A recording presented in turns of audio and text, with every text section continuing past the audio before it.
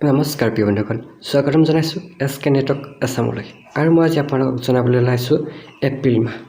এই ইংৰাজী এপ্ৰিল মাহ 2021 চনৰ এপ্ৰিল মাহটো কিদৰে পাৰ হ'ব, কি কৰিলে ভাল হ'ব, কি কৰিব লাগিব, এই মাহজোৰা সম্পূৰ্ণ ৰাশিফল মই আপোনালোকক আজি এই ভিডিঅ'টিত জনাম।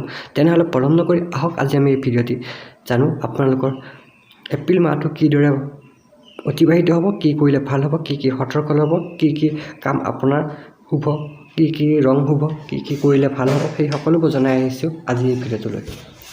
তেনেহ'লে পলম নকৰি আহক আমি আজি ৰাশি চক্ৰৰ 12টা ৰাশিৰ বিষয়ে জনাম আপোনালোকক। প্ৰথম আহিছোঁ প্ৰথম ৰাশি মেঘ ৰাশি।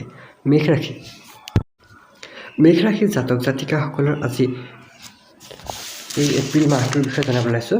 তেওঁলোকৰ এপ্ৰিল মাহটোত অত্যাধিক কষ্ট হ'ব পাৰে, কোনো ৰোগ হ'ব পাৰে, কষ্টত ভুগিব পাৰে। সম্পত্তিৰ ক্ষেত্ৰত কোনোবা সমস্যা সূচিত হ'ব পাৰে। মাটি বাৰী কিনাৰ ক্ষেত্ৰত বিশেষ সাৱধান হ'ব। সন্তানৰ পৰা অশান্তি পাব। পত্নীৰ ৰোগ বাঢ়িব পাৰে, আয় বাঢ়িব, আনহাতে অহেতুক অৰ্থহানিৰ যোগ আছে। কৰ্মক্ষেত্ৰত সমস্যা দূৰ হ'ব। প্ৰমোচন তথা স্থান পৰিৱৰ্তনৰ যোগ আছে। পিত্ত, কফ, বিষ জাতীয় ৰোগত ভুগিব পাৰে। বিবাহৰ ক্ষেত্ৰত যিবোৰ বাধা আছিল সেইবোৰ দূৰ হ'ব। বিদ্যাৰ্থীৰ শুভ। পিতৃৰ কোনো পুৰণি ৰোগ উপশম ঘটিব। ব্যৱসায়ত আশানুৰূপ ফল লাভ কৰিব। লগতে শুভ দিন হৈছে 4, 19 আৰু 30। লগতে আপোনালোকক জনাবলৈ ওলাইছোঁ যে শুভ ৰং আপোনালোকৰ হৈছে নীলা আৰু শুভ বাৰ হৈছে শুক্ৰ। তেনেহ'লে পলম নকৰি এইবাৰ আহিছোঁ পৰৱৰ্তী ৰাশি হৈছে বৃষ ৰাশিৰ জাতক জাতিকাসকলে প্ৰতিযোগিতামূলক পৰীক্ষাত উত্তীৰ্ণ হ'ব পাৰিব। বিদ্যাৰ্থীসকলে আশানুৰূপ ফল লাভ কৰিব পাৰিব। দৈহিক ক্ষেত্ৰত কৰ্মত সতৰ্ক হৈ চলিলে বিপদৰ পৰা মুক্ত হৈ থাকিব পাৰিব।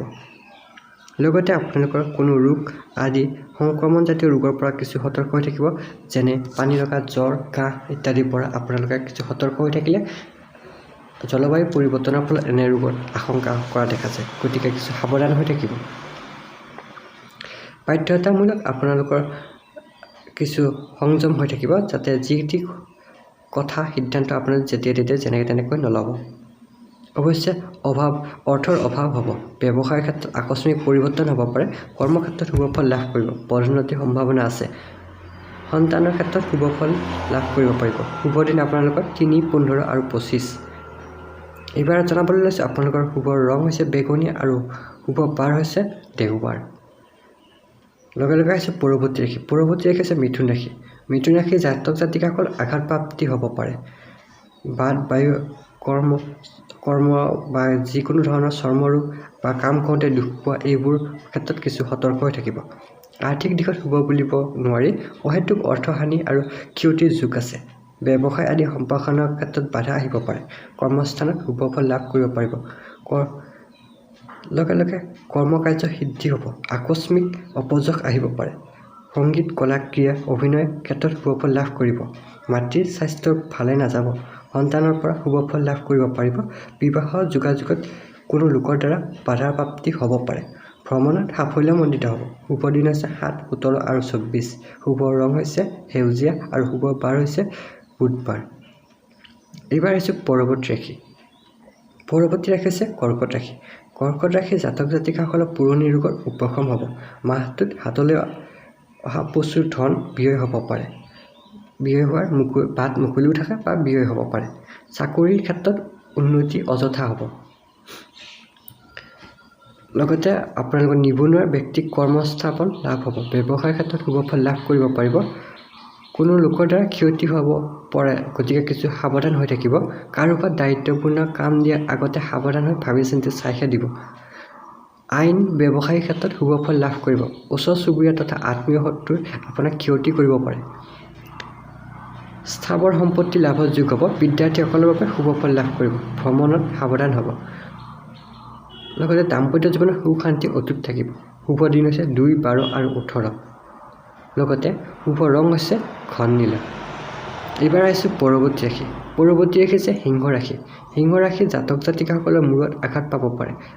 তাৰ লগতে ৰক্তপাত, ৰক্তক্ষয়, অস্ত্ৰোপচাৰ সম্ভাৱনা থাকে। গৃহ নিৰ্মাণ কাৰ্যত হঠাৎ বন্ধ হ'ব পাৰে।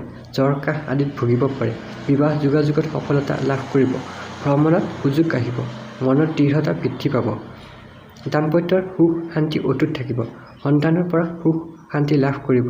কৰ্মস্থলীত দেখা দিয়া সমস্যা বৃদ্ধি পাব। চেষ্টা কৰিলে নিজৰ বুদ্ধিৰে সমাধান কৰিব পাৰিব। উচ্চ শিক্ষা বাধাপ্ৰাপ্ত হ'ব। দূৰ ভ্ৰমণ সাৱধান হ'ব। ঘৰত কোনো মাংগলিক অনুষ্ঠান অনুষ্ঠিত হ'ব। শুভ দিন হৈছে 3, 7, 15 আৰু 23। লগে লগে আপোনালোকৰ শুভ ৰং হৈছে সুমথিৰা। তেনেহ'লে পলম নকৰি আহিছোঁ পৰৱৰ্তী ৰাশিলৈ। পৰৱৰ্তী ৰাশি হৈছে কন্যা ৰাশি। কন্যা ৰাশিৰ জাতক জাতিকাসকলে স্বাস্থ্য পক্ষে শুভ ফল লাভ কৰিব যদিও জলবায়ু পৰিৱৰ্তনে স্বাস্থ্যৰ কিছু ক্ষতি কৰিব পাৰে।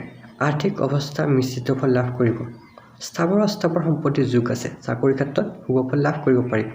পদোন্নতি কৰ্মপ্ৰাপ্তিৰ যোগ আছে। ঈৰ্ষাপৰায়ণ ব্যক্তিৰ দ্বাৰা আপুনি ক্ষতিগ্ৰস্ত হ'ব পাৰে।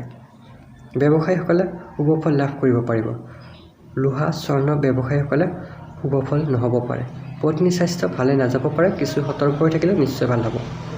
সন্তানৰ শুভ। আলহী অতিথিৰ সমাগম এই মাহত বাঢ়িব পাৰে। ঘৰত কোনো মাংগলিক অনুষ্ঠান সমাগম এই মাহত পাতিলে আপোনালোকে শুভ ফল লাভ কৰিব পাৰিব। লগে লগে আপুনি ধন আদি পাবলগীয়া ধন আপুনি আজি এই মাহত হাতলৈ আহিব। আৰু আপোনাৰ প্ৰেম শুভ ফল লাভ কৰিব পাৰিব। বিদ্যাৰ্থীসকলৰ শুভ ফল লাভ কৰিব পাৰিব। কোনো অস্থায়ী কামত লিপ্ত হ'ব পাৰে। শুভ দিন 6, 12 আৰু 26। শুভ ৰং হৈছে আপোনালোকৰ হালধীয়া। তেনেহ'লে এইবাৰ আহিছে পৰৱৰ্তী ৰাশি। পৰৱৰ্তী ৰাশি হৈছে তুলা ৰাশি। তুলা ৰাশিৰ জাতক জাতিকাসকলে শাৰীৰিক শুভ ফল নহ'ব পাৰে। মাহটো অধিকাংশ পেটৰ ৰোগত আপোনালোকে ভুগি থাকিব পাৰে। সৰু সুৰা দুই এটা অসুখে আপোনাক অশান্তি দিব পাৰে। আৰ্থিক দিশত আশানুৰূপ ফল লাভ নাপাব পাৰে। ব্যৱসায়ত অৱশ্যে শুভ ফল লাভ কৰিব পাৰিব। উদ্যোগৰ পৰা আয় বৃদ্ধি হ'ব পাৰে। আশানুৰূপ ফল নাপাব পাৰে। ব্যৱসায়ত অৱশ্যে শুভ ফল লাভ কৰিব। কৰ্মক্ষেত্ৰত উন্নতিৰ যোগ আছে। উচ্চ শিক্ষাৰ লাভত নানা বাধাৰ সন্মুখীন হ'ব। বিবাহ যোগাযোগত শুভ ফল লাভ কৰিব। দাম্পত্য জীৱন সুখকৰ হ'ব। মাহৰ শেষৰ ফালে অশুভ। সন্তানৰ বিদ্যাত উন্নতি লাভ কৰিব। যান বাহন সতৰ্কতা অৱলম্বন কৰিব। শিল্পী সাহিত্যিকৰ সুনাম লাভ হ'ব। শুভ দিন হৈছে 5, 13 আৰু 25। শুভ ৰং হৈছে বেঙুনীয়া। শুভ বাৰ হৈছে আপোনালোকৰ শনি। তেনেহ'লে পলম নকৰি এইবাৰ আহিছোঁ পৰৱৰ্তী ৰাশি বৃশ্চিক ৰাশিলৈ। বৃশ্চিক ৰাশিৰ জাতক জাতিকাসকলৰ কাৰ্যদক্ষতা সুনাম অৰ্জন কৰিব। সন্তানৰ পৰা মানসিক কষ্ট পাব পাৰে। মাহটোত বেছিভাগ দিনেই অশান্তিৰ মাজেৰে পাৰ হ'ব।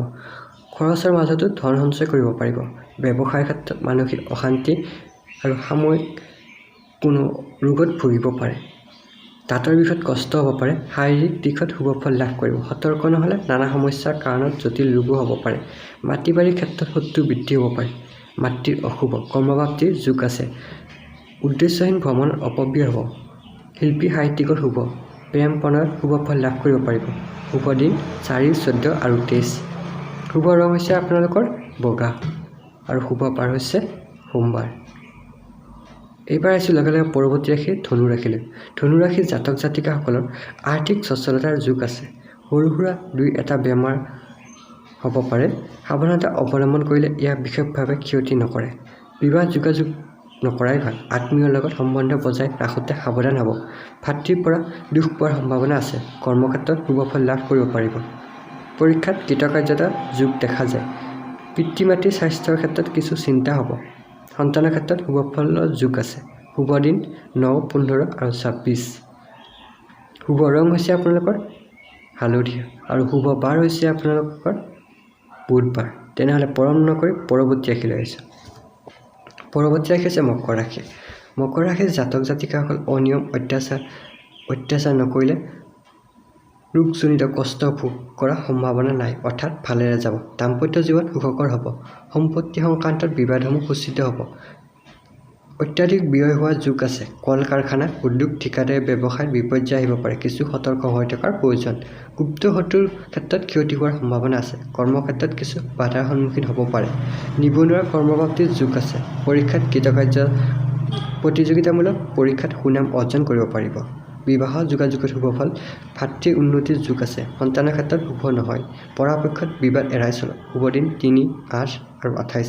শুভ ৰং হৈছে আপোনালোকৰ সুমথিৰা আৰু শুভ বাৰ হৈছে আপোনালোকৰ গুৰুবাৰ বৃহস্পতিবাৰ। লগে লগে আহিছে এইবাৰ পৰৱৰ্তী ৰাশি। পৰৱৰ্তী ৰাশি হৈছে কুম্ভ ৰাশি।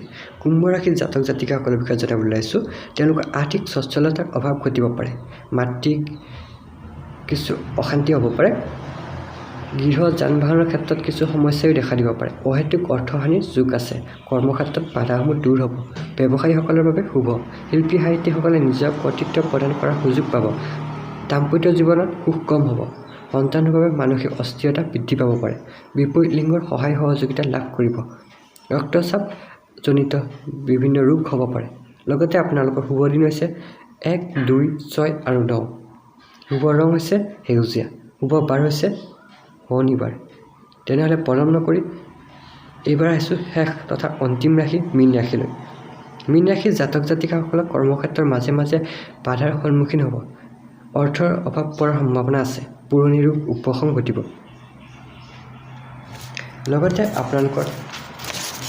লগতে আপোনালোকৰ দৈহিক ক্ষেত্ৰত গুৰুত্বপূৰ্ণ ৰোগ হোৱাৰ সম্ভাৱনা নাই।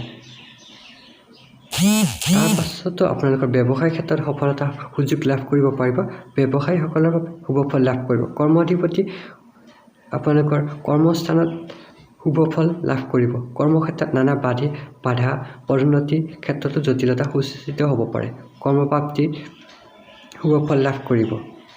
প্ৰেম প্ৰীতিত মতানৈক্য সূচিত হ'ব পাৰে। বিবাহ যোগাযোগত বাধা আহিব পাৰে। মাতৃৰ স্বাস্থ্যৰ বাবে চিন্তিত হ'ব পাৰে। ঘৰুৱা অশান্তিয়ে হতাশা কৰিব পাৰে। মাটি বাৰী কিনা বেচা ক্ষেত্ৰত সাৱধান হ'ব। আৰু আপোনালোকৰ শুভ দিন হৈছে 3, 14, 28। গতিকে আৰু আপোনালোকৰ শুভ ৰং হৈছে বেঙুনীয়া আৰু শুভ বাৰ হৈছে শুক্ৰবাৰ। গতিকে পলম নকৰি আপোনালোকে এই ভিডিঅ'টো চাইছে যদি ছাবস্ক্ৰাইব কৰিব, লাইক কৰিব, কমেণ্ট কৰিব, শ্বেয়াৰ কৰিব। আৰু এইদৰে আপোনালোকক প্ৰত্যেক দিনে, প্ৰত্যেক মাহ, প্ৰত্যেক দিন আৰু প্ৰতিটো বছৰৰ ৰাশিফল জনাই আৰু বিভিন্ন সমস্যাৰ সমাধান আপোনালোকে এই চেনেলটোত পাব। তেনেহ'লে চাই থাকিব SK নেটৱৰ্ক আছাম। ধন্যবাদ।